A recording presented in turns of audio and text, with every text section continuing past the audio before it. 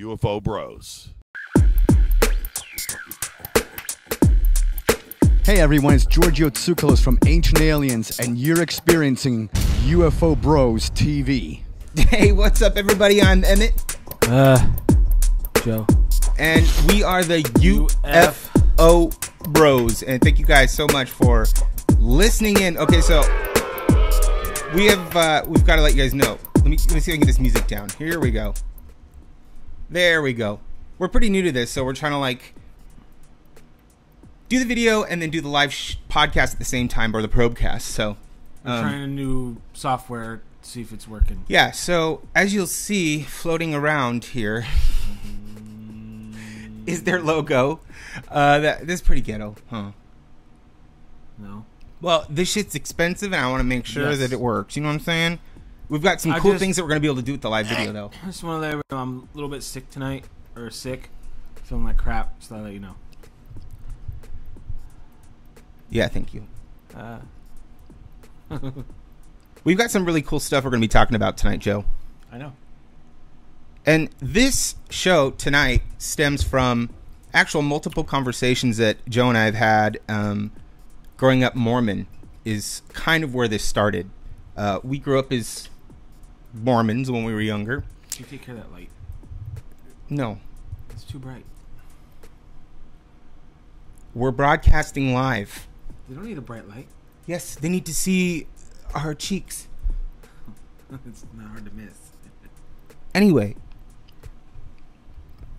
growing up Mormon, I was always fascinated by one of the Mormon mythos topics of Joseph Smith.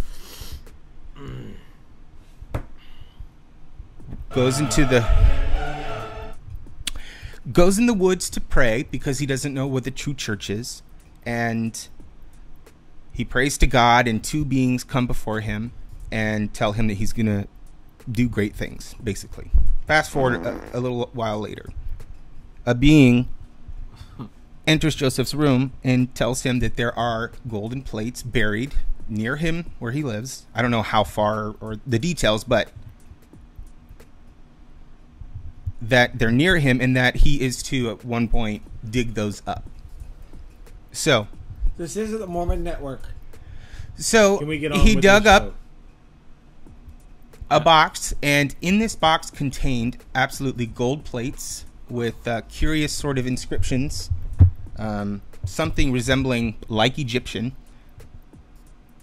Also included in this box was something called the Urim and Thummim.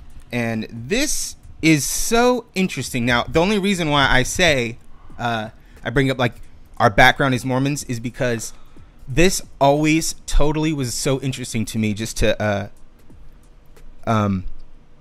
try to wrap my brain around what the Urim and Thummim is, because here's how it goes. He used these devices, and these devices consisted of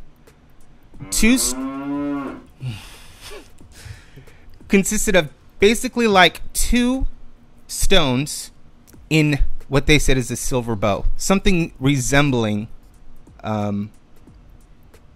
spectacles. Look, what's really cool, guys, I can actually show you. Check this out. Ooh, oh, it's alive. Yes, the Urim and Thummim. There we go. What do you think? As you can see, if you look, there's a breastplate, and then there is the spectacles looking thing. So what's interesting about this,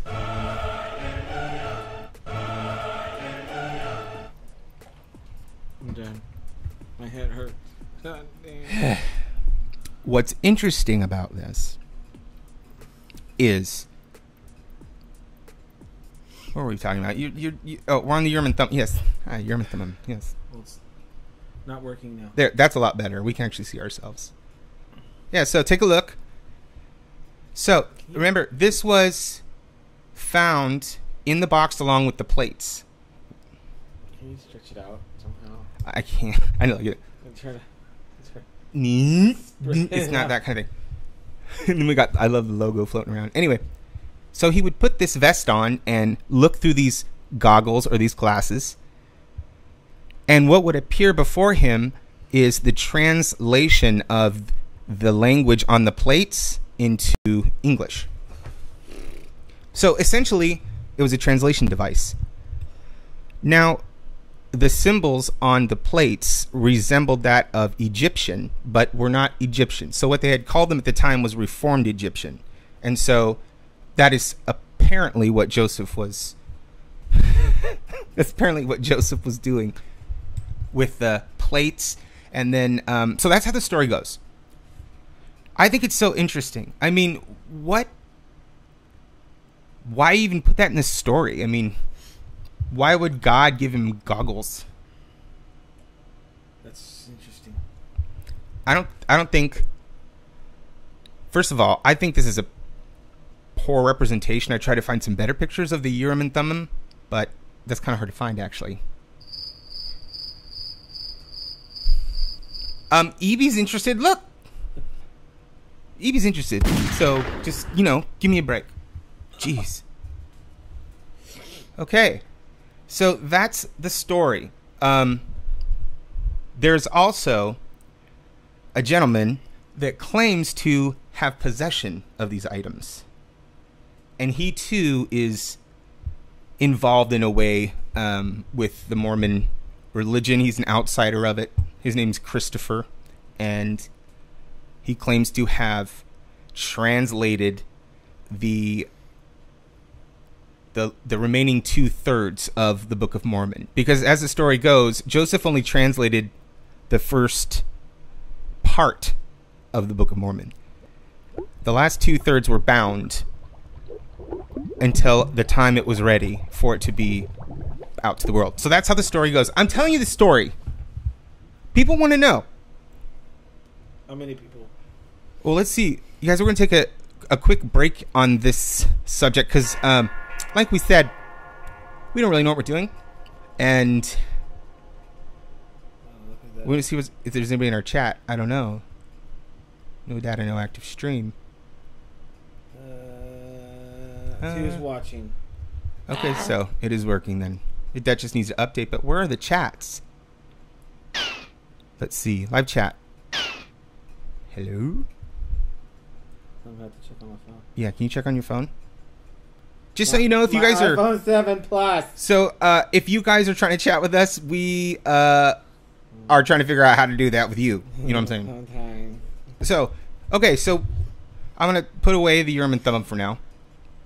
By the way, the Urim Thummim isn't just an object from There's 3 people watching. the Mormon religion. The Urim Thummim actually. If you guys are trying to chat with us, we are.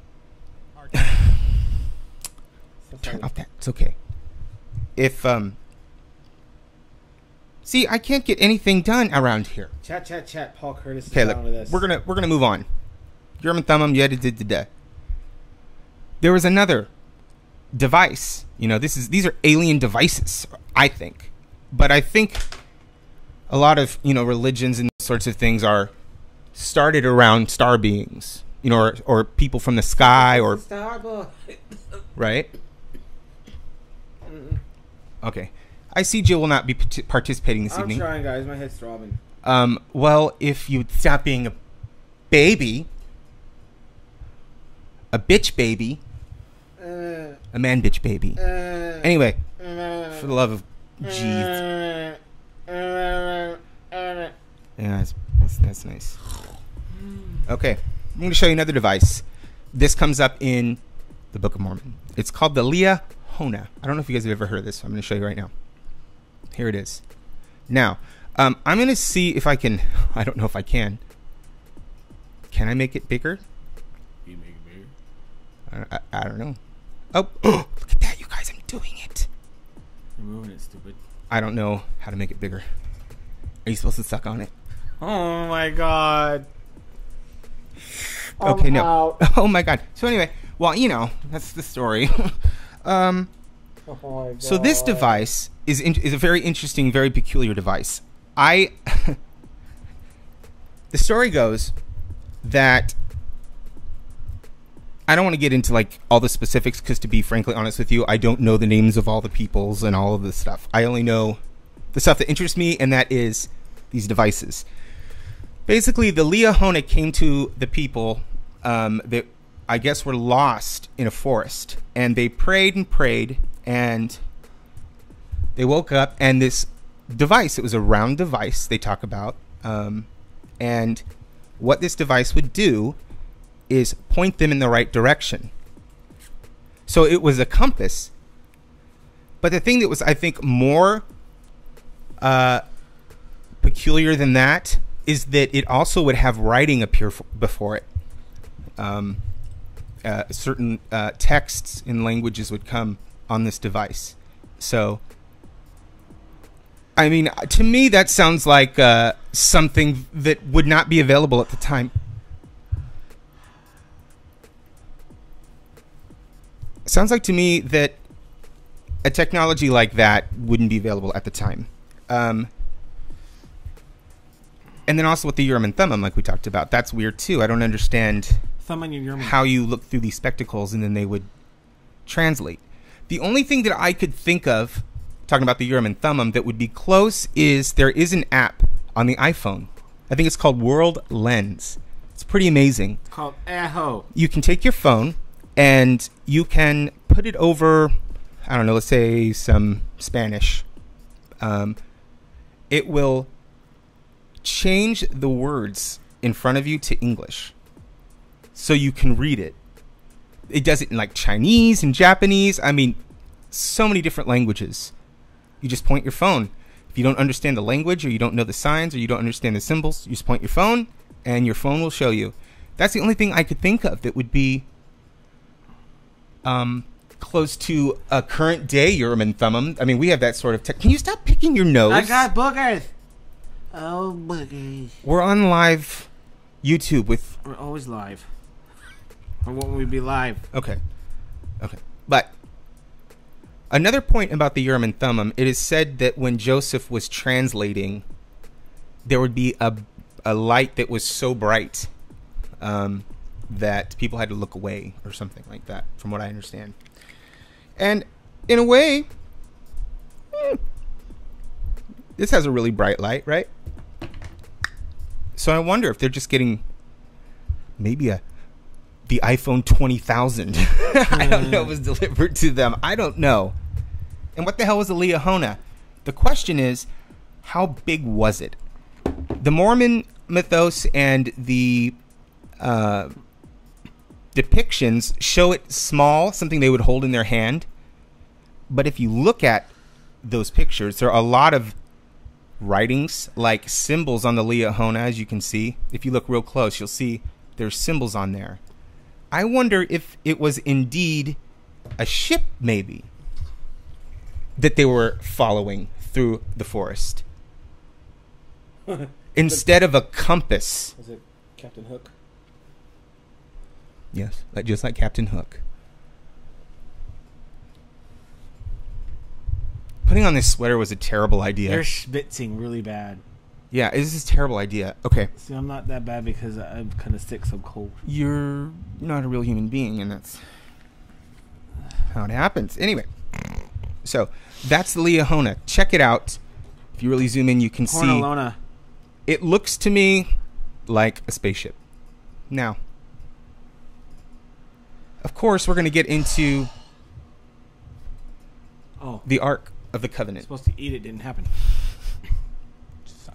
We're going to do that right there. The Ark. We all know about the Ark of the Covenant, right? Yeah. This is probably one of the quintessential examples of some sort of unearthly technology. The device is said to house the tablets, the Manna machine, which we'll talk about, and Aaron's stick. So we'll get into... Is it his magic stick? It was the blooming one. Oh, fuck. We're going to get into... We'll get into the Manna machine, and we'll also get into Aaron's rod. Sorry, it wasn't Aaron's stick. It's Aaron's rod. I didn't know there was an Aaron in the Bible. It sounds like a porno name to me. Pornography title. So then I'll show you Aaron's rod. Goodness gracious, great balls of fire. That's just not right. Well, I know. So here we are. I got a blood by dosed. Really? I did it. Mm. Yes, witzig. anyway, so the ark is interesting because it is said that you can connect or contact or have some sort of experience with the Lord in the center of this device, almost like it had a vortex in the center of it that would enable you to speak to beings in other realms. Pretty interesting. However, it had an interesting sort of problem, which is if you approached it and looked at it, it would, or touched it, it would kill you. It was very specific about who handled the ark and how it was handled, and Ark of the Covenant. Ark of the Covenant. Same Indiana Jones. That same thing at the end. It is said that it was a burning like fire, but there were lightning in his eyes, lightning in his nose. So what does that sound like? That sounds like electrocution. So why is this ark electrocuting people to death? I mean, that sounds to me like that is what the technology that it carries, right? Uh-huh. Because Can you get that fucking thing out of my face? What thing? The fucking thing. The fucking the picture. It's right Oh, here. well, I'm not done talking about it, bitch. Well, Shut. it's annoying. It's pushing me over. Well, and look, it's, you know it's what? in my way. See, I'm about to Just- slap the shit out of it. Just steal it. We're going to charge it rent. Yeah. But it has 99.99.99. So this thing was very dangerous and obviously very misunderstood. At the time, they took it as, okay, this is bad. God doesn't want us to be doing this, or I'm using it wrong, or I'm touching it, and they get electrocuted, they die. And that's why we think that they were electrocuted, because of how the story talks about what went in their nose and in their eyes. It wasn't just like fire. It wasn't like they were burned. It was like these two beams came, which I think would just be an electric arc.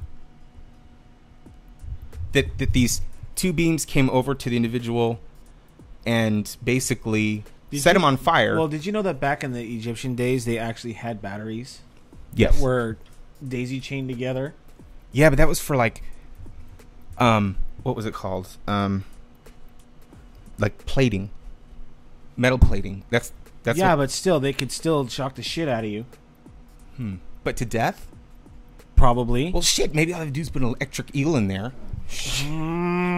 Maybe the ark has electric eels in it. That could be.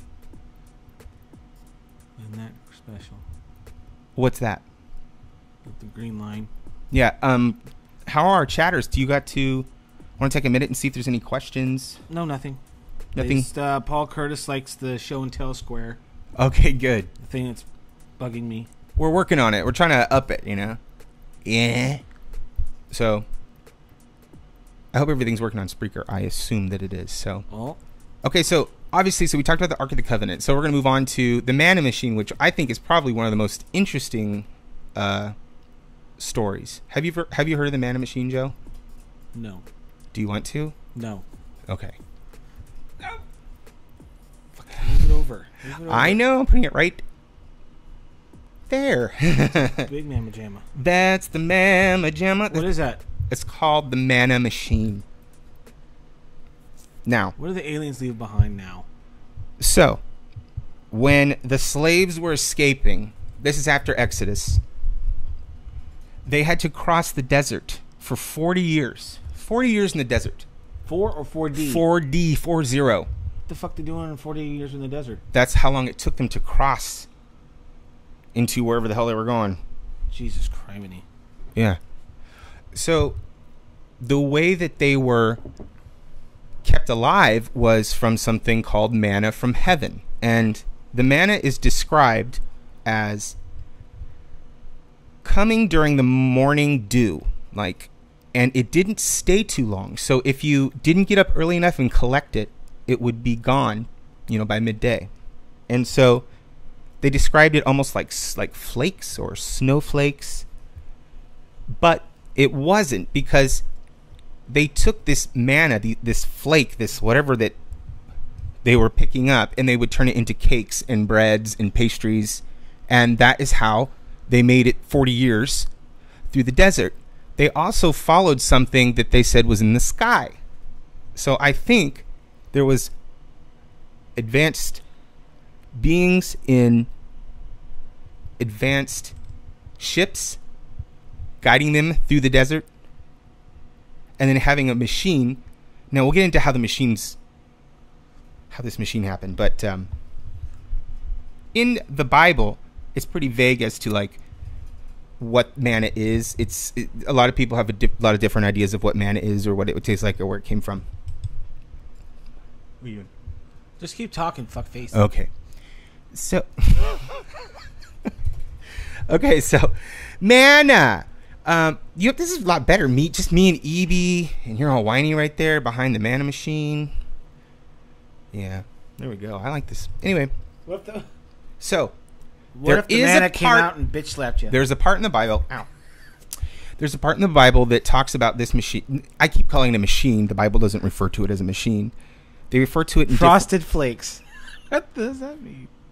They refer to it Frosted. more as in an animal sort of way, describing it as an animal. No, not Frosted Flakes. And so there was a gentleman who took the time to go through those verses, chapters, and try to put together a machine that could create a sustainable food substance.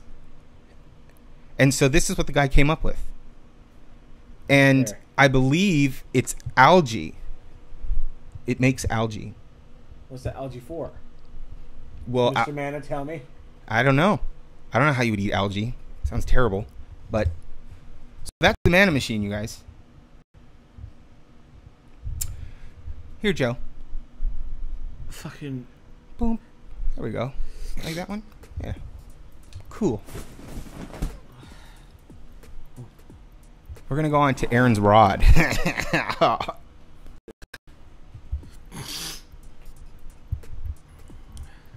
There's Rodney. Yes. Oh, I see that. It's kind of funny that I'm learning how to use this as we're using it. It's funny. I'm trying to make it bigger. I don't remember how I did that. Do you know, Joe? Oh, like that. I just put it on me. It's funny. I gotta make that smaller.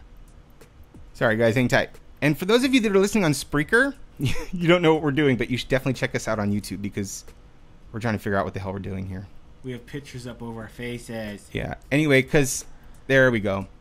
So this is Aaron's rod. Now, if this is what I could understand, is it was a magical rod, and this was the rod that turned into a snake in front of Oh, yes. King. Moses. Yeah. Ramesses. Yes. Is it Ramses? Yeah. Ramesses. Believe me, it's Ramesses. Okay. Yeah. This same rod also Your laptop's would gonna die. flower. Stupid. I got it. It would flower. Oh, flower. Flowers would come out of it and things. So it was magical in that sense, I guess, and it was so important and so magical that they wanted to keep it in the ark. You know, obviously the ark where it has its own security device, which is touch it and you die. Yeah. Oh god, it smells like really bad apples. Let's see. Algae met a bear. The bear met algae. The bear was bulgy. The bulge was algae.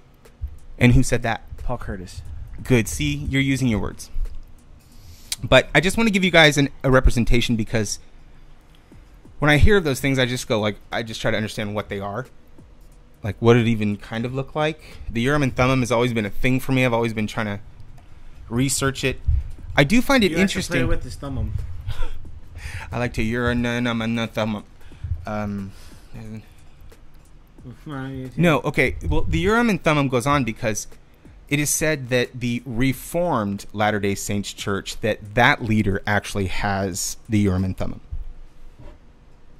The Mormon Church recently put out pictures of Joseph's seer stone, which is something he used after the Urim and Thummim for communication and translation. And it looks just like a little bird egg. It's really weird. It's like a smooth, chocolatey looking rock with swirls in it. Okay. I wish I would found a Cadbury egg. So what? Well, yeah. But anyway, got the Cadbury egg going. Now this guy, Christopher, who this is his story. Very interesting. He says that advanced beings, aliens, or he calls them advanced beings. He doesn't call them aliens because they're humans, advanced humans. Visited him and told him that he was to translate the other 2/3 of the Book of Mormon. So we talked about Joseph translating the first third of it. This was just recently, like back in 2006 or 7. I mean, well, actually, 10 years ago. That was a long time ago. But this is recent in our lifetime, I'm saying. And he put out a book. I just hope we figure it out in our lifetime. He put out a book, but this is what I'm getting to. He claims to have the Urim and Thummim, and he describes the Urim and Thummim as almost like a yellow crystal that is Paul Curtis has a question. somewhat opaque, but you can, if you look into it, there's something inside of it that makes it kind of hazy. Yes, what's the question? With whom did Joseph Smith communicate? Using the machine ? The advanced humans ? Okay, so let me slow down. Joseph Smith, the very first thing that started the Mormon religion was there were a lot of churches claiming to be the true church or the right church, and that wasn't enough for Joseph. So he prayed and prayed and prayed about it. Young guy, and young guy, and on walking home through shit always happens in the forest, forest or wherever it was, somewhere I think where is it? Is it in New York? No, it's not New York. But anyway, what? 2 beings appeared before him, and the beings claimed to be God and the Son. God the Father, God the Father, and Jesus the Son. So they claimed to be, speaking of Jesus Christ, God and Jesus that had appeared before him and gave him those instructions. Please destroy his train of thought so you know something funnier. So that he was inspired to start the next true church. So hopefully that answers Paul's question. I hope so too. Anyway, yeah, I hope that solves the question. The advanced beings thing that comes in now, more recent. That is what Christopher, his name's Christopher Nemelka, he says that they're advanced beings or advanced human beings is what he says. How the fuck does he know? Because he claims to have met them and oh my god! And he also claims to be in regular contact with them, and that the 3 Nephites, if you guys know who they are, okay, first of all, like talk to him on a regular whatever basis. he gets is some good shit for him to start seeing that stuff and hearing that stuff, because that ain't happening. Well, if there's proof, there'd been proof, but there's no proof, so you can't prove it unless it's just a made-up story, or from his head, or a really high experience, or he had a really massive diarrhea that almost killed him. I think it's the latter. Okay. I think it was the diarrhea. If you do Google Christopher Nemelka, you'll find some interesting stuff about him. So you'll have to take that upon yourself to do that research. But he does claim to be in regular contact with advanced beings that guide him and tell him to write books. Sure he did. That's basically how that goes. Let me make money off these books. Yeah, it's all the books. Stupid.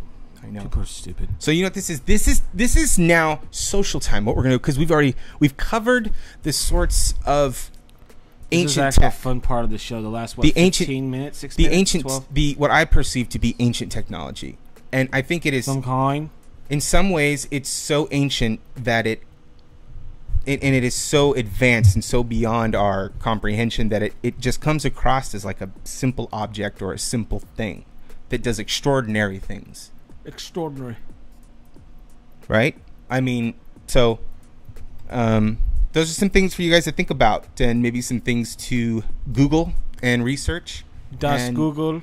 Let me know. We want to know your thoughts on the Urim Thummim, the Liahona, the Ark of the Covenant, is that all the Manna machine, all that really and even relevant? What's that? Is that all really relevant to aliens in a new way?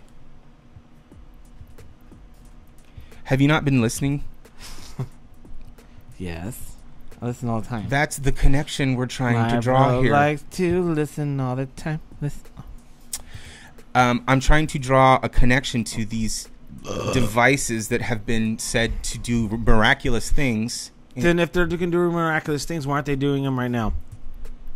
but they're all connected to some sort of unknown technology or some unknown way of So a stick, enabling these people to do what they needed to do. an egg, and what else? Stick, an egg, a And breastplate, some glasses. And some sort of weird thing. It's like going to Costco. I swear to God, that's like sounds like the stuff that a like astronaut would wear. Some sort of. What? So, do we have any questions in the chat room that we should look into? No. That's disgusting. Okay, so there's nothing. Nothing. All right. Then what I want to do is just take a quick second and go and say hello because we got some new followers on Instagram. Did you know that? No. Yep. We got thank you South Africa, Netherlands, Greece, and Mark Garvin. Thank you always for, giving us a like. And you too, Lady Rowden. You're always hooking us up with a like and a love. Skullgirl777. Thank you. Inland Empire UFO Watchers. They're fun. Make sure you follow them on Instagram because they're cool. East.Coast 88. Do Thank you. astronauts make frosted flakes? What's frosted flakes?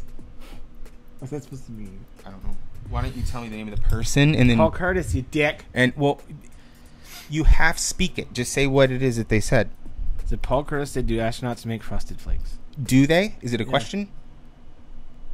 It's a funny thing. Astronauts make frosted You know what? flakes? I'm done. I get it. Okay. No. And then we're going to say hello to Christopher Wolford, Zachary Allen, Carla, Disclosure Team, which is not Secure Team. It's something else. Janet Watt, Ms. D. And I'll just give one more shout out to L. Muniz, too. Always doing some great stuff. I like following your stuff. So make sure you guys also just follow those guys and Texas UFOs. She's always got some really cool stuff to talk about. UFO Janet. UFO Jane. Janet. UFO Jane, Texas. Oh, that's right. TX. Yeah. So, I don't know. I think I did a lot of research for this. What'd you research? Nothing. Yeah. I've been very busy with stuff, Yeah. so I haven't had time to really look at anything because there's nothing new, because nothing intriguing that's new that's out. Oh, All there is has been a lot of earthquakes and a lot of floods, so Yeah. there's something. That's all about I've been looking. I have been searching online for any kind of alien, UFO, extraterrestrial. I use a multitude of keywords to see what pops up, and it's just, what's new right now is they're recycling old shit. The Betty and Barney Hill case. Yep. They had that's the newest story. A couple was abducted and saw 10 aliens. Don't click on it. It's the Betty and Barney Hill case that they're just revisiting and making it sound like it's new. Because to be honest with you, I want to know about abduction cases right now. Yeah. Or at least visiting I'm so come in contact. tired of the 1947 shit and the 19 like what's happening right now. Like I want to know somebody who was fucking abducted last night. You and I, we drive there, we go over there, and we talk to them, and we see what we can find. I want to do that. I don't want to sit around and keep talking about the same shit, Mm-hmm.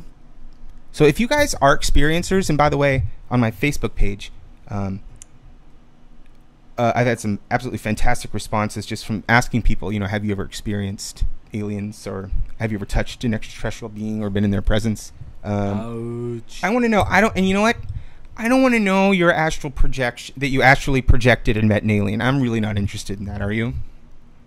Astral projection? Is that like booping astronauts in the butt? Kind of. It's when you project your self-essence out into the universe, which makes you able to fly anywhere, anytime, and meet incredible beings. To me, it just sounds like you're high as fuck. You're not going to find them. I'm talking in person to person, not in your dreams. I think the closest that you're going to get. Not in your dreams, not in your psychic. I want to know, have you been with a tangible entity? We want to know. And if you are, please take a video of it if you can.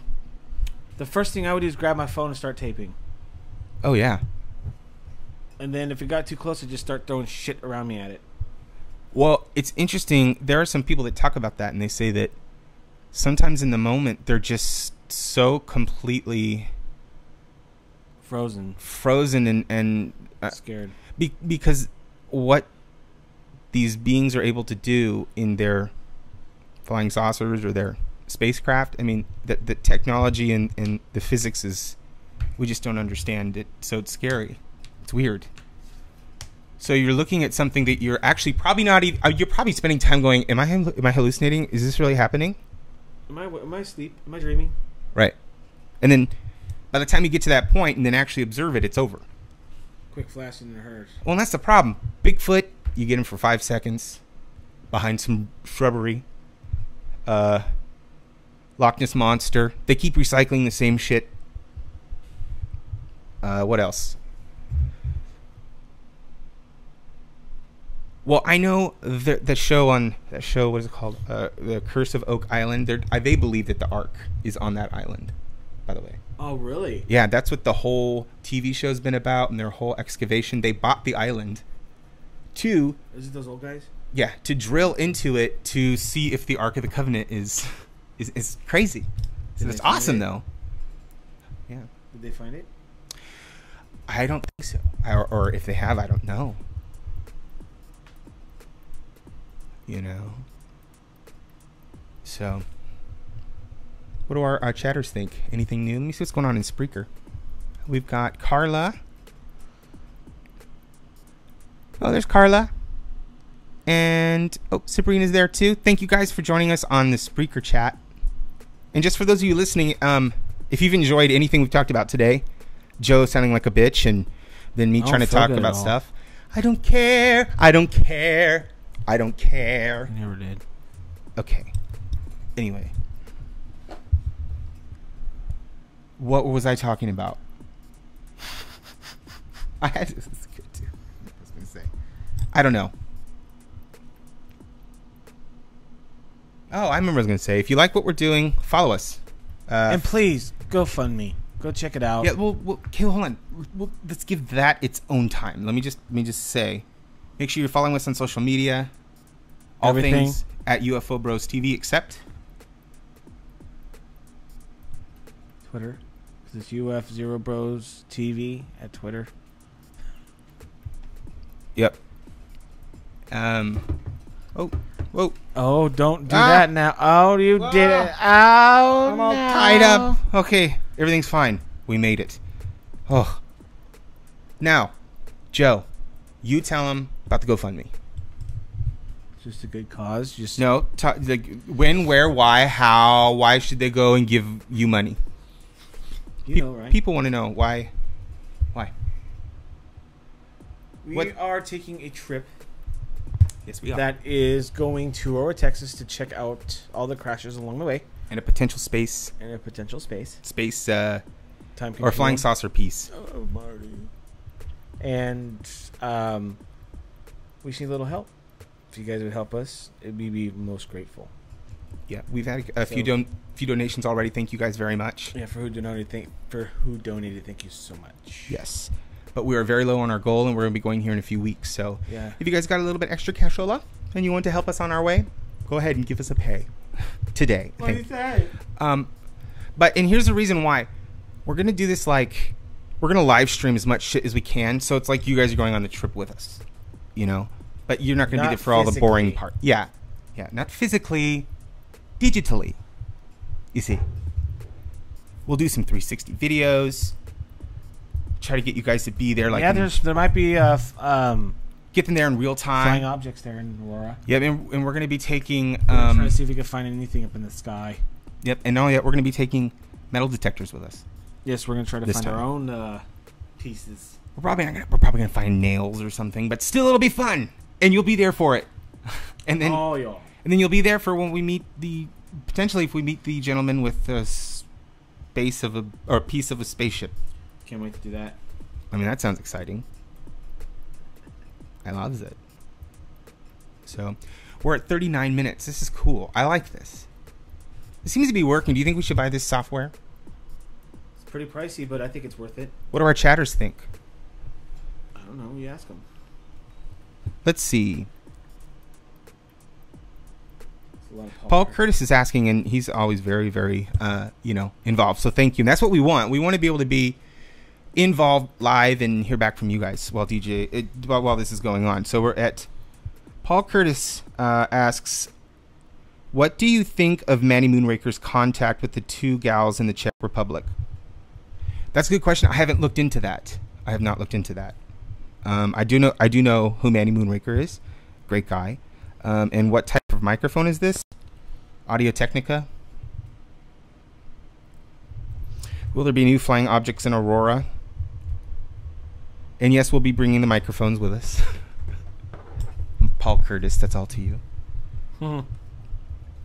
Also, if you want to continue to ongoingly support us, you can follow us on patreon.com/UFO Bros TV. And we're going to keep making this live experience better and better. We really are. And with your help and your contribution, I think we'll be able to do it faster and better than we've ever been able to do it. And let me tell you, I've got some guests lined up. And now with the way we have this set up, we can actually start getting back into interviews. Very much. But this has been kind of a hard, few weeks. It's kind of a hard process to figure out how to do this. And, we're doing what we can. So we're going to go ahead and leave it there. Thank you guys so much for listening. I'm Emmett. Now I'm Joe here. Yeah. Try again. I'm All right, Joe. everybody. I'm Emmett. Joe. And we are the U-F-O Bros TV. See you later, guys. /UFO Bros TV on Patreon, Instagram, Facebook, Twitter, except for UFO Bros, US Zero Bros, and you go for me. Is that it? That's it. Bye, everybody.